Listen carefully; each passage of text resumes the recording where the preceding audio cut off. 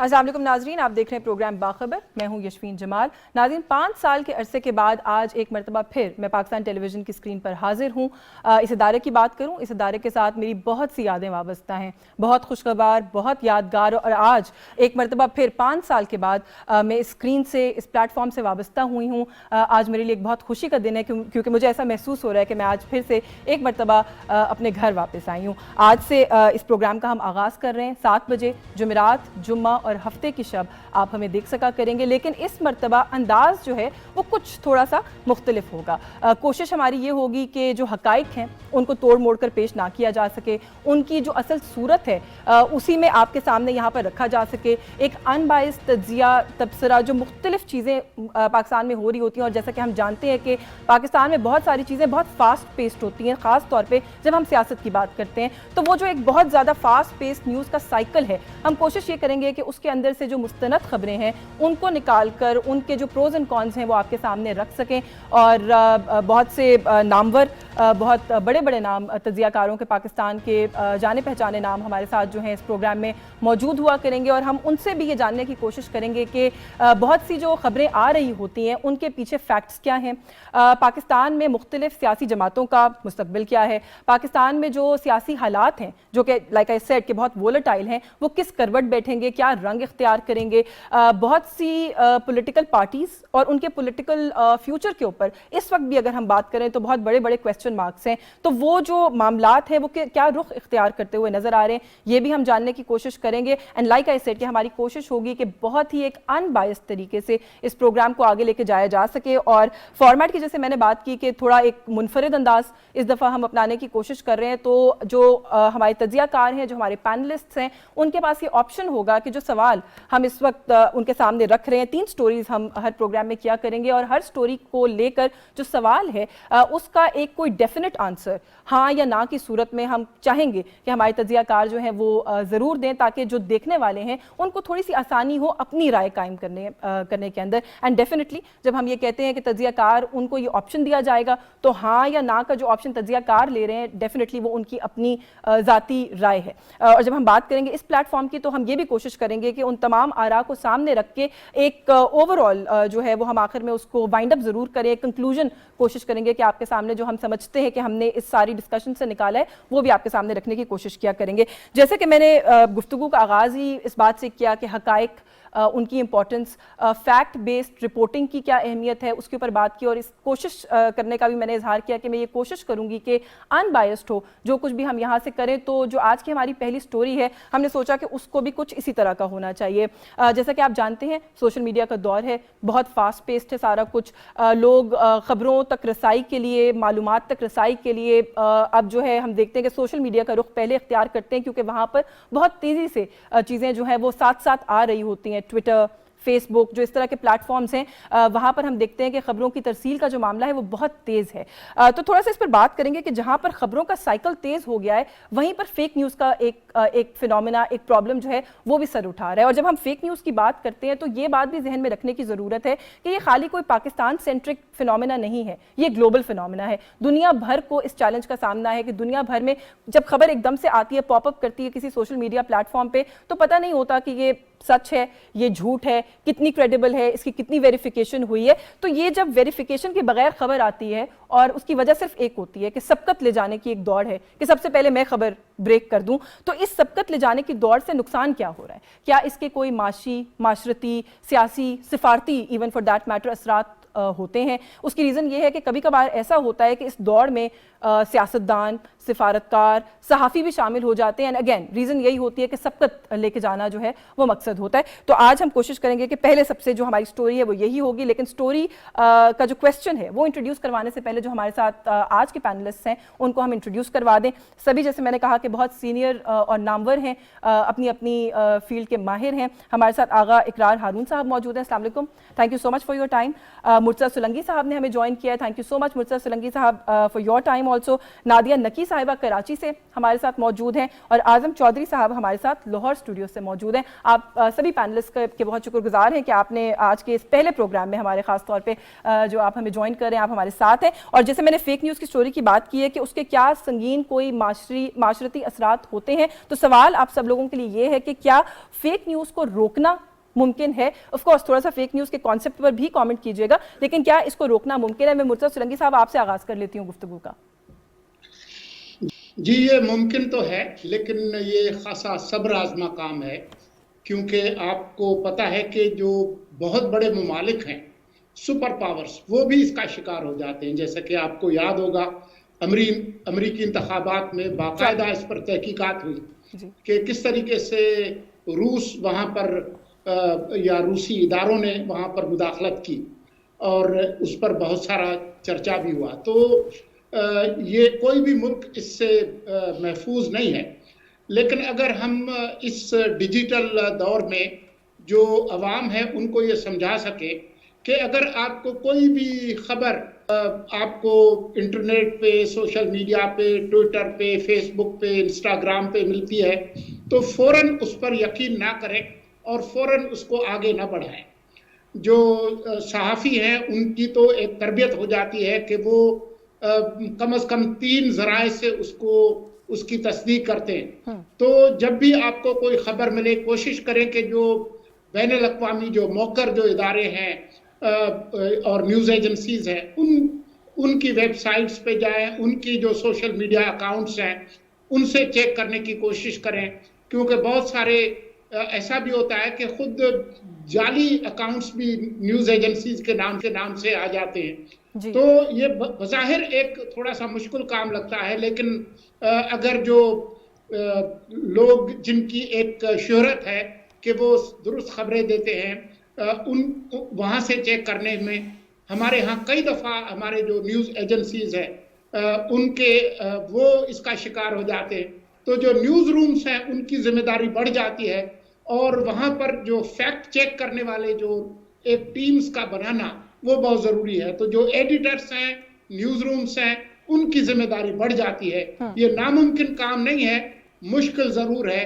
جو جھوٹی خبریں ہیں ان کا علاج تمام خبروں پر پابندی لگانا نہیں ہے, بلکہ جھوٹی خبروں کے مقابلے پہ سچی خبروں کو ان کے ذرائع کے ساتھ لانا, اس سے آپ اس کا مقابلہ کر سکتے ہیں. لیکن کیا یہ روکا جا سکتا ہے؟ آپ ہاں کا آپشن لیں گے یا نا کا آپشن لیں گے؟ آپ نے جو پروسیس بتایا ہے بڑا ٹیڈیس پروسیس ہے, آپ سمجھتے ہیں کہ یہ پورا کرنا ممکن ہے؟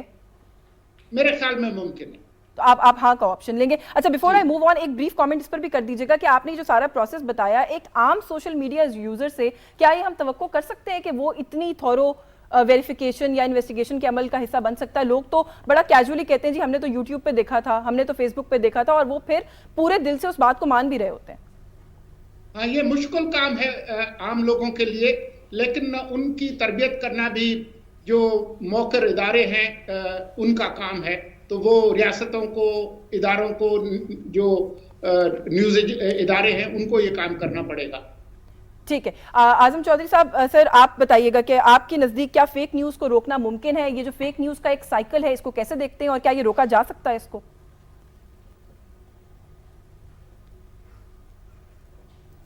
جی, فیک نیوز دیکھیں, سب سے پہلے تو ہمیں فیک نیوز جو ہے اس کو ڈیفائن کرنا پڑے گا کہ فیک نیوز کیا ہے. کیا ایک تجزیہ یا کیا سرائی, اس کو ہم فیک نیوز میں شامل کریں گے, یا جہاں پہ اس چیز کے سیاق و سباق چینج کیے گئے ہیں اور دانستہ اس کو غلط اینگلنگ کی ہو, وہ غلط فیک نیوز ہے. جہاں تک میڈیا ہاؤسز کا تعلق ہے اور جہاں تک یہ ایک ورکنگ جرنلسٹ کا تعلق ہے, اور میں پورے یقین سے کہتا ہوں کہ کوئی بھی ورکنگ جرنلسٹ کبھی دانستہ فیک نیوز نہیں دیتا. اسی طرح جو میڈیا ہاؤسز ہمارے پرنٹ میڈیا و الیکٹرانک میڈیا, اس کے اوپر آپ دیکھیں بہت سارے چیک اینڈ بیلنس ہوتے ہیں, اس پہ قوانین لاگو ہوتے ہیں, جس طرح پیمرا ہے, اور اسی طرح ہمارا پرنٹ میڈیا ہے, اس کے اوپر بھی بہت سارا چیک اینڈ بیلنس ہے. ان کی کوشش ہوتی ہے کبھی بھی دانستہ کو فیک نیوز ان کے ادارے میں نہ چھپے, نہ چلے. اس کے بعد آ جاتا ہے سوشل میڈیا.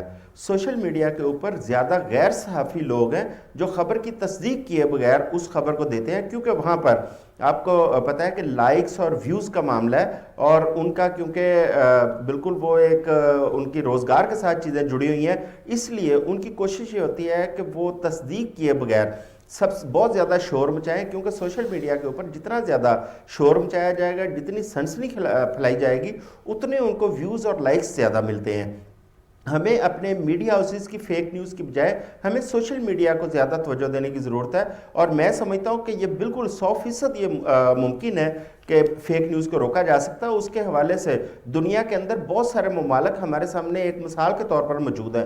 میں یہ نہیں کہتا کہ ہم اپنے سوشل میڈیا کو اس طرح سنسرشپ میں لے جائیں, قطعی طور پہ نہیں, لیکن ان جو فیک نیوز ہے اس کے اوپر ہمارے ادارے الرٹ رہیں, چیک اینڈ بیلنس ہو, تاکہ اور کچھ لوگ ایسے جو بہت زیادہ ملک کے لیے نقصان دہ ثابت ہوتی ہیں خبریں, اس پہ ادارے اپنا رول پلے کریں گے تو میرا خیال ہے باقی لوگ محتاط ہو جائیں گے. اور فیک نیوز کی جو اس وقت سوشل میڈیا پہ ہمیں ایک ریشو نظر آتی ہے, وہ آپ دیکھیں دن و دن بتدریج کم ہوتی جائے گی. تو آپ پھر ہاں کا آپشن لے رہے ہیں, آپ سمجھتے ہیں کہ روکا جا سکتا ہے, اور اگر آج اس پہ آغاز کر دیا جائے تو بہت جلد اس پہ قابو پا سکتے ہیں. بالکل ٹھیک ہے, تو روکا جا سکتا ہے, آپ بھی ہاں کا آپشن لے رہے ہیں. نادیہ نقی صاحبہ, آپ کیا آپشن لیں گی ہمارے سوال پر کہ فیک نیوز یہ جو سائیکل ہے کیا اس کو روکنا ممکن ہے؟ کیونکہ جو ابھی بات کی اعظم چودھری صاحب نے, بڑی ایک تھن لائن نہیں ہے جب روکنے کی بات کرتے ہیں فیک نیوز کو یا فلٹر کرنے کی بات کرتے ہیں, تو سینسرشپ میں اور بین کرنے میں اور اس کو فلٹر کرنے میں ایک بہت فائن لائن نہیں ہے بیچ میں؟ آپ بالکل ٹھیک کہہ رہی ہیں یشوین, thank you so much. Fake news کا جہاں تک تعلق ہے, دیکھیے میرے دونوں جو کالیگز ہیں انہوں نے جو بات کہی, میں بسط احترام تھوڑی سی میں ڈس ایگری کروں گی اس حوالے سے کہ بالکل ایک صحافی کا ضرور کام ہے کہ وہ خبر کی تصدیق کرے اور خبر دے. وہی صحافی ہے جو صحیح اور سچے فیکٹس جو ہیں وہ رپورٹ کرتا ہے. لیکن جو ہمارے میڈیا ہاؤسز ہیں, جس حد تک سیاست میں پولرائزیشن آ گئی ہے, اس کی صلاحیت میں نے نہ صرف سوشل پلیٹ فارمز پہ ہم دیکھتے ہیں بلکہ میڈیا ہاؤسز میں بھی ہم نے دیکھی ہے. اور یہی وجہ ہے کہ بہت ساری خبریں آپ کو متضاد نظر آتی ہیں, اور یہ ایک بڑی میں کہوں گی کہ بہت ہی زیادہ وریسم سچویشن ہے. میں یہ نہیں کہتی کہ ٹوٹل فیک نیوز دی جا رہی ہو, لیکن کچھ خبر کے انداز کو اس طرح سے بتایا جا رہا ہوتا ہے کہ اگر 8 چینلز خبر کو صحیح طور پر رپورٹ کر رہے ہیں تو 1-2 ایسے ہوں گے جو اس خبر میں ایک ایسا ٹویسٹ دیں گے کہ وہ پھر فیک ہی لگنے لگتا ہے. لیکن جس کو ہم اینگلنگ کہتے ہیں اپنی زبان میں, ہر میڈیا ہاؤس کے اندر ایک چیک اینڈ بیلنس ہے, ان کو اپنے کنٹرولز کو بڑا اسٹرانگ رکھنا ہوگا. میں نہیں سمجھتی کہ کوئی ریگولیٹری ادارے کنٹرول کرے. With in the media house بہت اچھے نیوز رومز ہیں, سب کے پاس بہت جید اچھے صحافی ہیں, سینئر صحافی ہیں. ان کی ایک کمیٹی ہونی چاہیے کہ کبھی اگر انہیں لگے کہ کسی نے اپنی پرسنل اوپینین اس میں ایڈ کر کے خبر کو اس طرح سے پریزنٹ کیا ہو کہ وہ خبر کے معنی یا خبر ہی تبدیل ہو جائے, تو اسے وہاں روکنا چاہیے. اب آتے ہیں سوشل پلیٹ فارمز پہ. دیکھیں یہ ایک بڑا ٹیڈیس پروسیس ہے, لیکن ہاں روکا جا سکتا ہے. ہمیشہ یہ کہا جاتا ہے کہ جو نیگیٹو وائسز ہوتی ہیں وہ سب سے زیادہ ہوتی ہیں, یعنی وہ بڑی لاؤڈ ہوتی ہیں لیکن ان کا کوانٹم بڑا کم ہوتا ہے. تو اس کوانٹم کی کمی میں جو سچائی ہے وہ زیادہ ہوتی ہے. اسی لیے ایسی کوئی خبر جو کہ سوشل پلیٹ فارم پر, واٹس ایپ گروپس کے اوپر جب چل رہی ہو, یا یوٹیوب کی ہم نے دیکھا ہے کہ لوگ جس طرح سے اپنے چینلز بنا کر بیٹھے ہیں اور وہ اتنے وثوق سے بات کر رہے ہوتے ہیں کہ ان کو دیکھنے والا ایک عام آدمی سمجھتا ہے کہ یہ جو کہہ رہا ہے وہ سچ کہہ رہا ہے. تو جن کو خبر آتی ہے کرنی, جو صحافی ہیں یا جو میڈیا ہاؤسز ہیں, ان کو چاہیے کہ وہ فوری طور پر جو سچ ہے اس کو سامنے لے کر آئے. کیونکہ جیسے میں نے کہا کہ نیگیٹو وائسز کا کوانٹم پچ وائز زیادا ہوتا ہے, لیکن جو والیوم ہے ان کا وہ بہت That's actually a very valid and a very good point کہ سوشل میڈیا کا جو کے اوپر کسی چیز کو اگر پھیلتا ہوا دیکھیں تو مین اسٹریم میڈیا کا کام ہے کہ اس کو کاؤنٹر کرے. تو آپ ہاں کا آپشن لے رہی ہیں نادیہ. میں ذرا آغا اقرار ہارون صاحب کے پاس جو ہے وہ آتی ہوں اسی سوال کو لے کے کہ سر فیک نیوز کیا اس کے اثرات ہیں معاشرتی, معاشی, اور کیا جو فیک نیوز ہے یہ جو سائیکل ہے کیا اس کو روکنا ممکن ہے؟ Thank you. بات یہ ہے کہ یاشین جہاں تک اپنے اثرات کی بات کی ہے تو مشال خان والا کیس ہمارے سامنے, میرے خیال میں اس میں ڈیٹیل میں نہیں جاؤں گا کہ اس کے اثرات کس لیول کے ہو سکتے ہیں. جہاں تک فیک نیوز کی بات ہے, تھوڑا سا اگر آپ مجھے اجازت دیں تو میں اس کو, یہ ایسا ہے نہیں جیسے ہمیں نظر آ رہا ہے. فیک نیوز یا ڈیپ فیک یا cheap fake they are all related with echo chambers, اور ایکو چیمبرس کے بعد ایک فلٹر ببل کریٹ ہوتا ہے.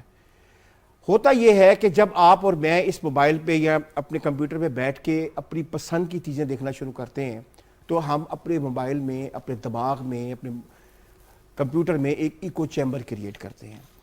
فیک نیوز والے اسی ایکو چیمبر کو استعمال کرتے ہوئے ہمیں ٹریگر کرتے ہیں. یہ کہنا کہ سچ زیادہ دیر تک رہے گا اور اس کا امپیکٹ اتنا نہیں ہوگا, میں اس بات کو نہیں مانتا ہوں. جہاں تک بات ہے کہ جو ہمارا مین اسٹریم میڈیا ہے وہ اس سے متاثر ہوا ہے اور بہت اسٹرانگلی متاثر ہوا ہے جناب, وہ اس لیے ہوا ہے کہ اگر جو انٹرنیشنل نیوز ایجنسیز ہیں انہوں نے یہ فیصلہ کر لیا ہے کہ ان کا جو نیوز روم ہے وہ اپنے ان سسٹمز کے اوپر بیٹھ کر, ان کا پورا جو ان کا نیٹ ورکنگ ہے اس کے اوپر بیٹھ کر براؤز نہیں کرے گا سوشل میڈیا, کیونکہ وہاں پہ ایکو چیمبر کریٹ ہو جائے گا. جب وہ ایکو چیمبر کریٹ ہو جائے گا, اس ایکو چیمبر کے مطابق ہی کوئی نہ کوئی فیک نیوز امیجیٹلی اس میں سرفیس کرنا شروع کر دے. تو پہلے تو بات ہے ایکو چیمبر کو سمجھنے کی, پھر بات ہے فلٹر ببل کو سمجھنے کی, پھر بات ہے کہ ہم اسے کیسے روک سکتے ہیں. سوال آپ نے مجھ سے یہ کیا تھا, اور اس کے امپیکٹس کیا ہیں جناب. اس کے امپیکٹس میں آپ کو بات بتاؤں کہ اس کی جو چین بریک ہے وہ ہم نے خود کرنی ہے, لیکن ہم چین بریک نہیں کریں گے. یہ بیسکلی ایک پورا آپ سمجھیں کہ ایک ہمارے کوگنیٹو سسٹم کے ساتھ کھیلا گیا ہوا ہے.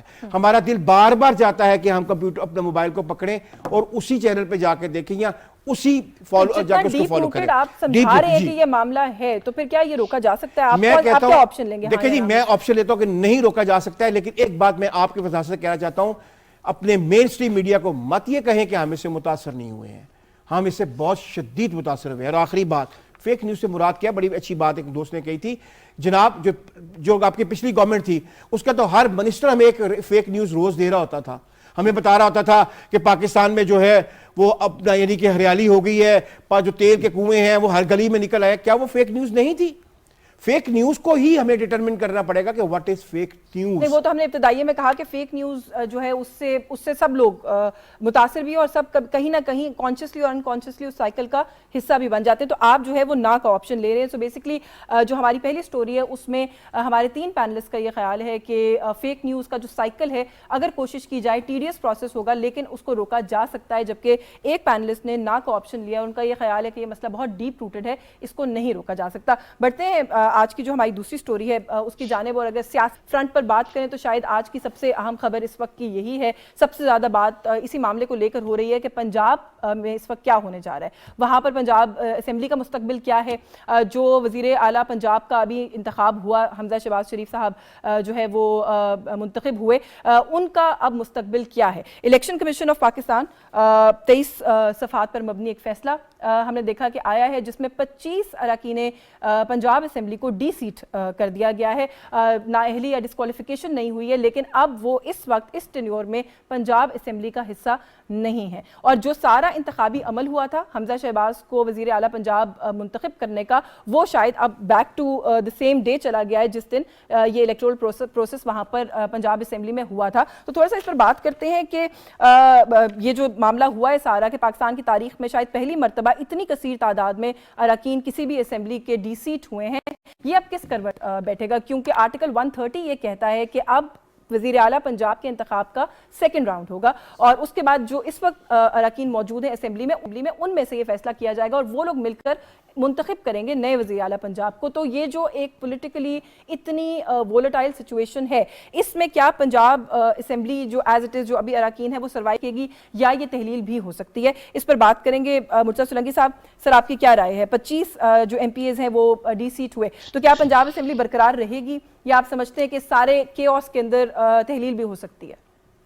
نہیں, میرے خیال میں اسمبلی تو برقرار رہے گی, لیکن جو الیکشن ہوا تھا اس میں جن لوگوں نے پی ٹی آئی کے جو منحرفین تھے 25 جنہوں نے ووٹ ڈالا, اب جو ابھی ایڈوائزری جورسڈکشن میں جو سپریم کورٹ کا فیصلہ آیا جس میں کہا گیا کہ جی ان کے ووٹ ہی شمار نہیں ہوں گے, تو اس حوالے سے بہت سارے سوالات ہیں جو اس وقت لاہور ہائی کورٹ میں زیر بحث ہے.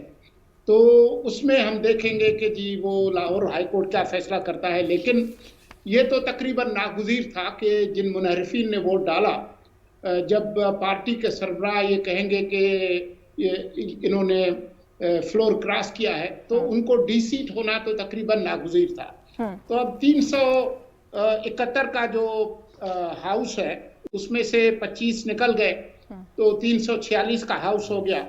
पीटीआई के जो अरकान थे 158 अगर रह गए 25 निकालने के बाद, तो अगर 5 इनको महफूज नशिस्तें मिल भी जाती हैं तो इनकी तादाद होगी 163।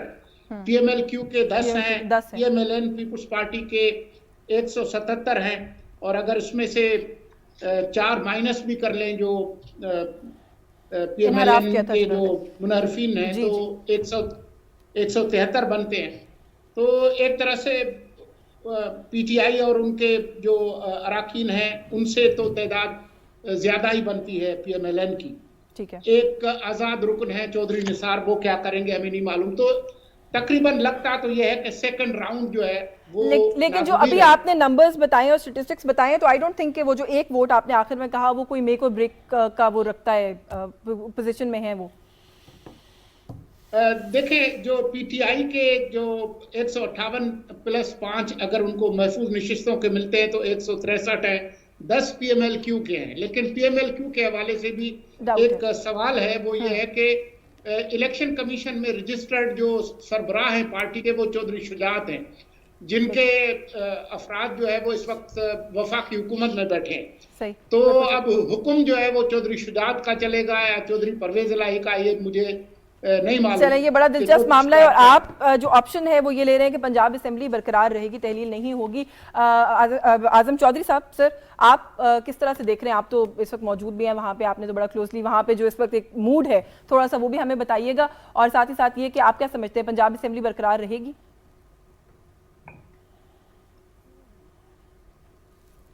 जी, सबसे पहले तो मैं ये कहूँगा कि पंजाब असम्बली के अंदर इस किस्म की दिलचस्प जो सूरत हाल पैदा हुई है, ये पहली दफ़ा हमारी जो हिस्ट्री है उसमें पहली दफ़ा देखने में आ रहा है कि इस किस्म का कभी एक पार्टी पर कभी दूसरी पार्टी। और इसमें जो सबसे अच्छी बात इस वक्त हुई है वो ये हुई है कि जो भी लोग फ्लोर ट्रेसिंग करते हैं उनके हवाले से एक बाकायदा कानून साजी हुई है और सुप्रीम कोर्ट और इलेक्शन कमीशन के फैसले आए हैं।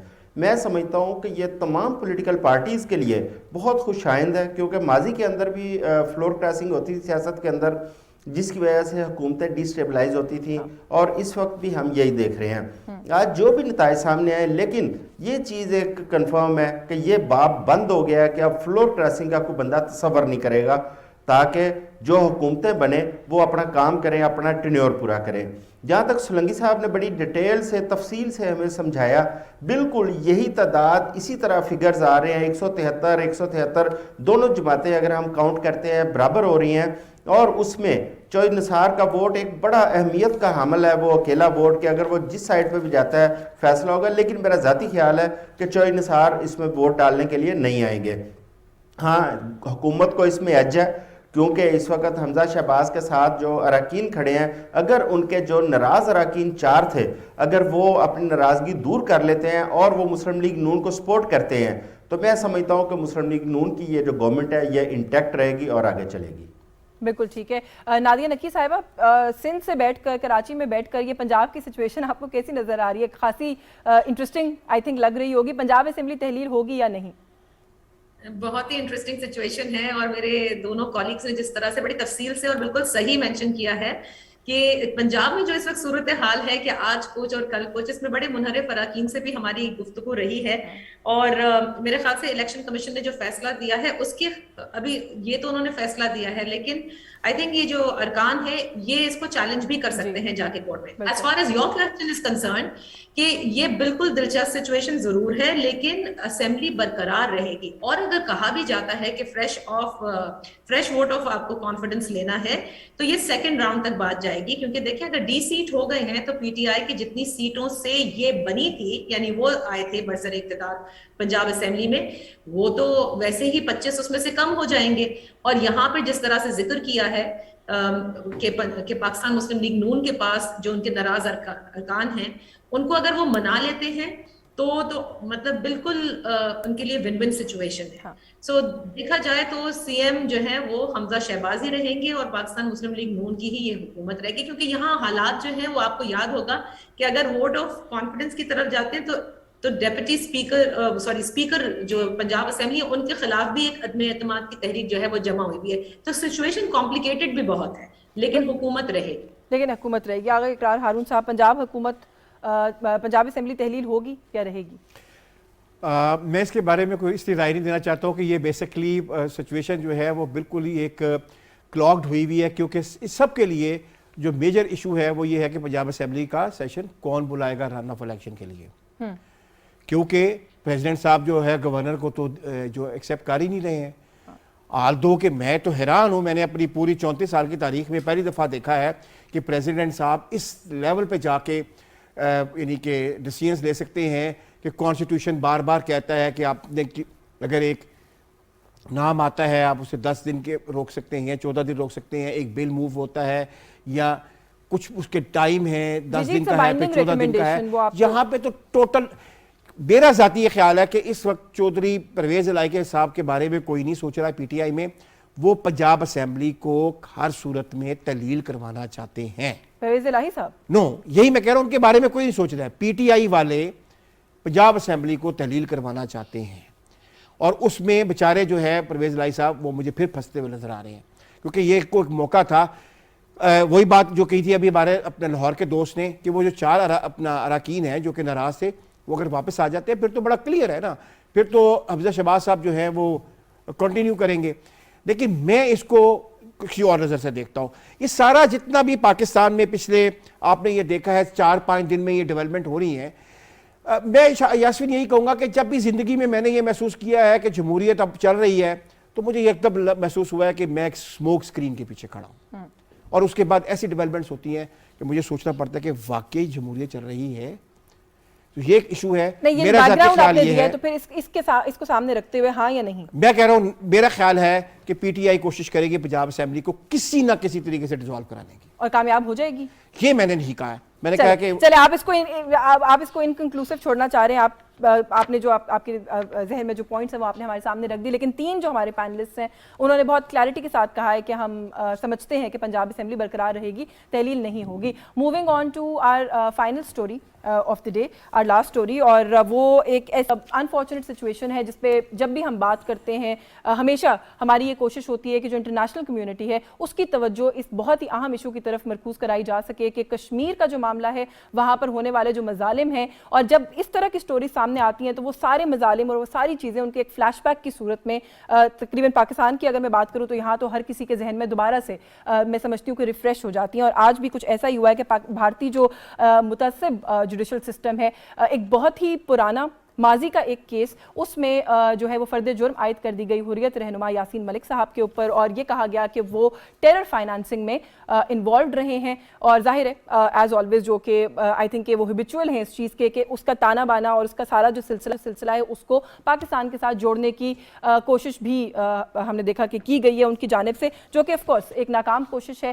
اور جب بھارت اس طرح کا کوئی بھی حربہ آزماتا ہے, اپناتا ہے, تو جو بھارت کا شفاف چہرہ ہے میں سمجھتی ہوں کہ وہ دنیا کے سامنے کھل کر آ جاتا ہے. دنیا اکنالج کرے یا نہ کرے وہ ایک الگ معاملہ ہے, لیکن دنیا کے سامنے کھل کر یہ ایشو ضرور آ جاتا ہے. اور اسی ایشو پر کچھ بات کرتے ہیں کہ یہ جو ایک جھوٹا مقدمہ, اور بلکہ جھوٹے مقدمات ہیں, یہ 2-3 کوئی ایک وہ ہے کمبینیشن ہے مقدمات کا, اس میں فرد جرم عائد کی گئی ہے یاسین ملک صاحب پر. تو کیا حریت رہنماؤں کے خلاف جو کارروائیاں ہو رہی ہیں یہ عالمی قوانین کی خلاف ورزی ہیں یا نہیں؟ مرتضی سرنگی صاحب آپ کے سامنے یہ رکھ رہی ہوں کہ جو انٹرنیشنل لاز ہیں کیا یہ ان کی وائلیشن ہے یا نہیں؟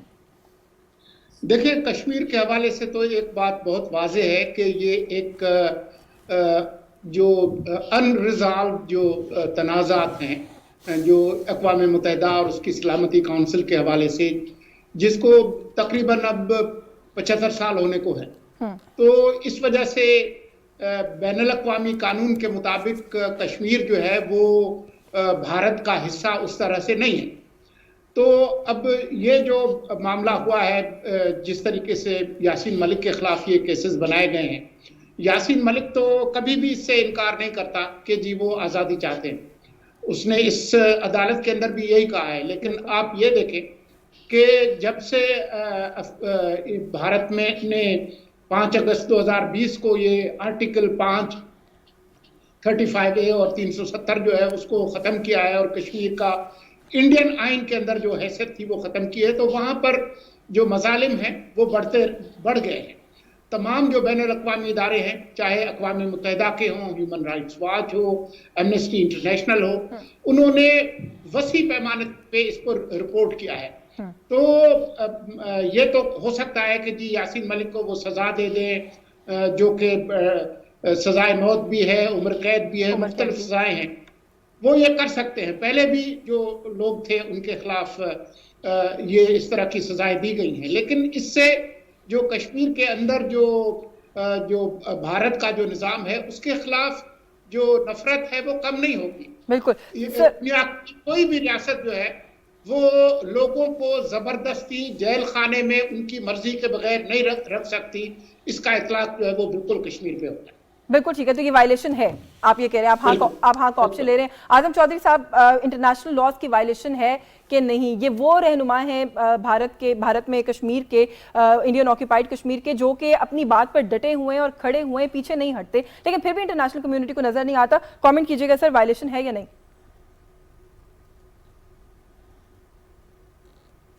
جی بالکل، اس سے بڑی وائلیشن کیا ہونی ہے؟ میں سمجھتا ہوں کہ یہ جو سیکولر بھارت کا ایک ان کا نعرہ ہے، یہ ان پہ اوپر ایک بلیک سپاٹ ہے جو یہ وہاں پہ کر رہے ہیں. دیکھیں آپ، یہ تو حریت رہنما ہو گئی یاسین ملک. نوجوت سنگھ سدھو، آپ کو یاد ہوگا کرتارپور کے لیے انہوں نے بڑا رول پلے کیا تھا. انہوں نے 24 سال پرانا کیس ڈال کے ان کو سزا دے دی ہے. وہ تو ان کے اپنے آدمی تھے. یہ تو یاسین ملک تو حریت رہنما ہے جو کشمیر کی آزادی کی بات کر رہے ہیں. آپ دیکھیں کہ یاسین ملک ہوں یا علی کیلانی ہو، انہوں نے کیا ٹیررزم کیا ہے. آپ یہ یاسین ملک پہ یہ کہہ رہے ہیں کہ ٹیررزم کا پیسہ اکٹھا کیا ہے، جبکہ آپ دیکھیں کہ انہوں نے صرف اور صرف وہاں کے عوام کے حقوق کی بات کی ہے، آزادی کی بات کی ہے. آپ دیکھیں پچھلے 2 ڈھائی 3 سال سے وہاں پہ جب سے انہوں نے آرٹیکل 5 کے ذریعے اس کے سٹیٹس چینج کرنے کی کوشش کی ہے، تب سے وہاں کے لوگ جو ہیں وہ گھروں کے اندر محصور ہیں. ان لوگوں کی بنیادی ضروریات، ان کے بنیادی جو حقوق ہیں وہ پورے نہیں ہو رہے. اس کے باوجود وہ لوگ اپنی لڑائی لڑ رہے ہیں. اب دیکھیں وہ برہان وانی جب شہید ہوئے تھے، اس کے بعد تحریک نے ایک نیا رخ لیا. وہاں پہ اس طرح یاسین ملک یا باقی لوگوں پہ سزائیں دے کے یا ان کو آپ پابند سلاسل کر کے، کیا آپ سمجھتے ہیں کہ اس طرح آزادی کی تحریک ختم ہو جائے گی؟ کبھی ختم نہیں ہوگی. میں سمجھتا ہوں اس طرح تحریک اور ابھر کر سامنے آئے گی. یہ تو واضح طور پہ بین الاقوامی جو قوانین ہیں، آپ دیکھیں نا، جیسا سولنگی صاحب کہہ رہے تھے کہ ہر بین الاقوامی فورم کے اوپر بھارت کے ان چیزوں کو غیر قانونی، غیر آئینی قرار دیا جا چکا ہے. اس کے باوجود وہ ڈٹائی کا مظاہرہ کر رہا ہے. آپ ان کے جو ہندو نواز وہاں کی جو تنظیمیں ہیں جو وہاں پہ ظلم و ستم کر رہی ہیں، ان کے اوپر تو کوئی قانون لاگو نہیں ہو رہا. جبکہ آزادی کی بات کرنے والوں کو ان کے اوپر فارن فنڈنگ کو لے کے یا ان کو ٹیررزم کی فنڈنگ جو ہے وہ قرار دے کے ان کو جیلوں میں بند کیا ہوا ہے اور ان کو سزائیں دی جا رہی ہیں. کیا آپ کے جواب سے یہ مطلب لیا جائے کہ انسانی حقوق کی خلاف ورزی تو ہے ہی، لیکن عالمی قوانین کی خلاف ورزی بھی ہے؟ بے حس طریقے سے وہ بین الاقوامی قوانین کی وائلیشن کر رہے ہیں. تو آپ ہاں کا آپشن لے رہے ہیں. نادیہ نقی صاحبہ، کیا ہے وائلیشن انٹرنیشنل لاز کی، عالمی قوانین کی خلاف ورزی کر رہا ہے بھارت؟